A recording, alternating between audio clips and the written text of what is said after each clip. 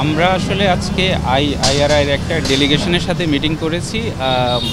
তারা বাংলাদেশের আগামী ইলেকশন কেমন হবে, এটার পরিস্থিতি কী, পরিবেশ পরিস্থিতি নিয়ে আলোচনা করেছেন।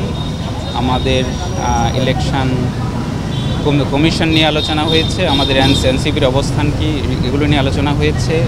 মিডিয়ার মিস ইনফরমেশন, ডিসইনফরমেশনগুলো নিয়ে আমরা কীভাবে ডিল করছি ভাবছি, এগুলো নিয়ে আলোচনা হয়েছে। সোশ্যাল মিডিয়ার ইউজ এবং অ্যাবিউজগুলো নিয়ে আলোচনা হয়েছে। আমাদের পক্ষ থেকে আমরা বেশ কিছু কনসার্ন আমরা শেয়ার করেছি, ওরাও জানতে চেয়েছে।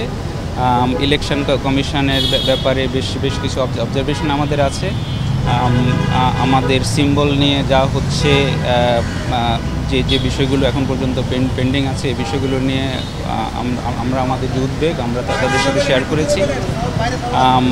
এছাড়া আগামী ইলেকশনের নিরপেক্ষতা নিয়ে, তারপরে ফ্রি ফেয়ার ইলেকশন হওয়ার জন্য যেসব শর্তগুলো, সেই বিষয়গুলো নিয়ে আলোচনা হয়েছে আমরা বলেছি যে মাঠ প্রশাসনের নিরপেক্ষতা, তারপরে ইলেকশন কমিশনের ওই তিন মাসে তাদের যে ভূমিকা, এর উপর নির্ভর করবে আমরা একটা ফ্রি অ্যান্ড ফেয়ার ইলেকশন করতে পারবো কি না।